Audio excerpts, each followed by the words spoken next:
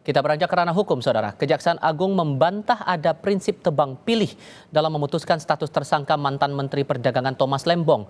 Kejaksaan Agung masih mendalami kerugian negara akibat kebijakan impor di era Menteri Perdagangan Thomas Trikasih Lembong. Kejaksaan Agung menggandeng ahli untuk memastikan berapa kerugian keuangan negara akibat dugaan korupsi impor gula yang melibatkan Tom. Saat ditanya peluang mantan Mendak lain untuk diperiksa, Harli menegaskan fokus penyidik tertuju pada perkara yang terjadi pada 2015 hingga 2016. Harli Siregar selaku Kepala Pusat Penerangan Hukum Kejaksaan Agung juga menegaskan tidak ada unsur politisasi dalam kasus ini. Kalau ini bukan tindak pidana korupsi, lalu ini tindak pidana apa? Saya kira itu harus dijelaskan.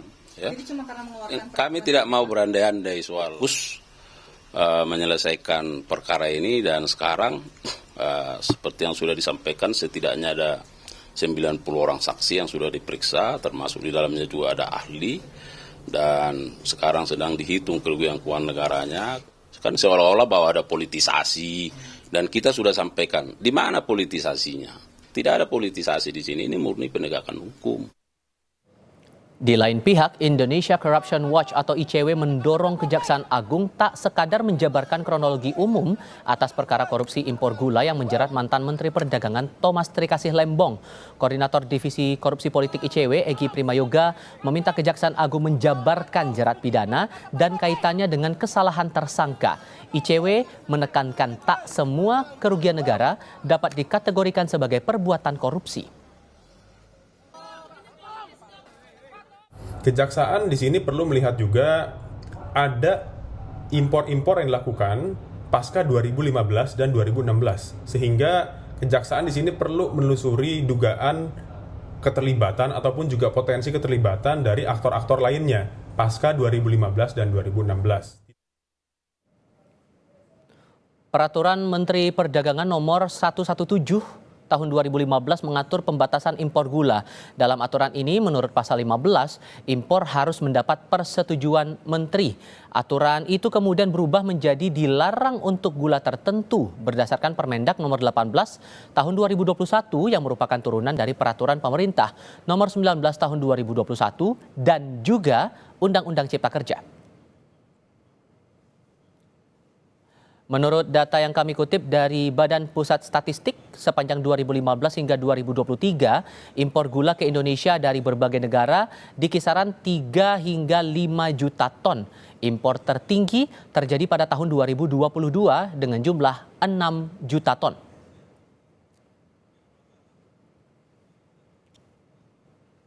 Untuk mengetahui informasi terbaru atas penanganan kasus dugaan impor gula, kita akan tanyakan langsung kepada jurnalis Kompas TV, Mario Sarong, langsung dari Kejaksaan Agung Jakarta Selatan. Soal aliran dana yang masih jadi tanda tanya sekarang, Mario, dalam kasus ini. Sudahkah ada penjelasan dari Kejaksaan Agung soal aliran dana ini? Ya, Tiffal dan juga saudara, untuk menjawab pertanyaan Anda, saya akan mengutip pernyataan Harli Siregar, Kapus Penkum Kejaksaan Agung, yang mengatakan bahwa apakah harus mengetahui ada dana yang masuk dalam kantong Thomas Lembong untuk menjudge ataupun memberi tersangka korupsi pada Thomas Lembong. Dengan pernyataan ini, Kejaksaan ingin menegaskan bahwa apa yang dilakukan oleh Kejaksaan saat ini bukan hanya untuk mengetahui apakah ada dana yang masuk, aliran dana yang masuk ke kantong Thomas Lembong, tapi juga ingin mengatakan bahwa apa yang terjadi dengan Thomas Lembong, kebijakan yang dia ambil itu merupakan salah satu tindak pidana korupsi yang dilakukan. Ini juga, saudara, ingin mengatakan bahwa dari Kejaksaan untuk menegaskan bahwa dari Direktur Penyidikan Jaksa Agung Muda Bidang Tindak Pidana Khusus Abdul Qorem mengatakan bahwa memang betul bahwa kebijakan yang diambil oleh Tom Lembong ini syarat tindak pidana korupsi, sebab sesuai dengan aturan bahwa untuk kebijakan impor gula memang sesuai aturan hanya diperkenankan kepada perusahaan-perusahaan yang berada di bawah badan usaha milik negara atau BUMN. Tetapi dalam kenyataannya, dalam praktiknya, Thomas Lembong malah justru memberikan izin kepada perusahaan swasta di luar BUMN untuk melakukan impor gula. Ini yang mau ditekankan oleh pihak kejaksaan bahwa tidak harusnya kita tidak melihat apakah ada dana aliran masuk, tetapi kebijakan yang diambil, penyelewengan kebijakan diambil oleh Tom Lembong ini juga merupakan sebuah tindak pidana korupsi. Tetapi memang tidak menutup kemungkinan bahwa kejaksaan hingga saat ini masih terus mengusut apakah memang betul ada aliran dana yang masuk ke kantong Thomas Lembong yang juga merugikan negara hingga 400 miliar rupiah ini. Saudara, untuk diketahui bahwa memang untuk kasus Thomas Lembong ini memberikan kehebohan di publik, di mana ada kritik dan juga dukungan terhadap kejaksaan.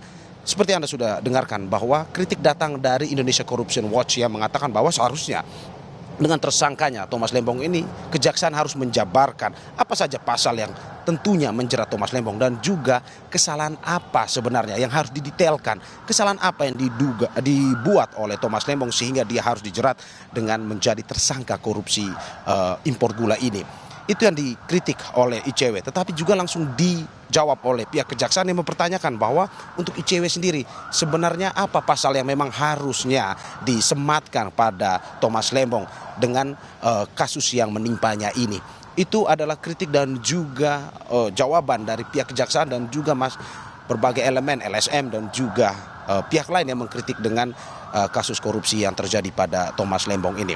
Seperti yang juga Anda ketahui bahwa memang hingga saat ini banyak yang mengatakan bahwa ini adalah sebuah kasus yang syarat politisasi dan juga adanya intrik-intrik politik di dalamnya. Tetapi dari pihak kejaksaan ini juga membantah bahwa tidak, walaupun 9 tahun kasus ini bergulir, memang sudah ditemukan kesalahan dan pihak kejaksaan pun dengan cepat untuk melakukan eksekusi terhadap hal tersebut sehingga tidak ada politisasi dalam kasus ini. Itu yang bisa kita sampaikan hingga saat ini kepada Anda, Tifa, dan juga saudara, dan kami akan terus update terkait dengan perkembangan kasusnya. Kembali pada Anda, Tifa. Tapi ada dorongan juga bahwa dari berbagai pihak untuk memeriksa mantan Menteri Perdagangan lain setelah Thomas Lembong untuk ikut diperiksa dalam perkara ini. Apa jawaban dari Kejaksaan Agung?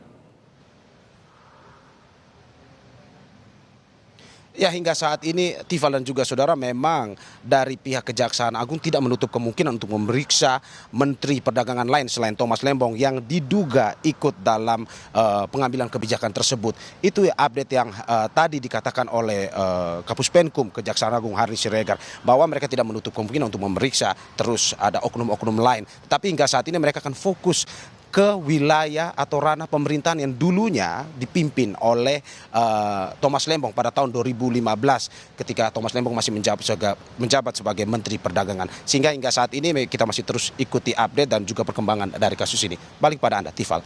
Oke, kita akan tunggu tindak lanjut dari Kejaksaan Agung untuk pengusutan kasus ini. Mario Sarong melaporkan dari Kejaksaan Agung, Jakarta Selatan.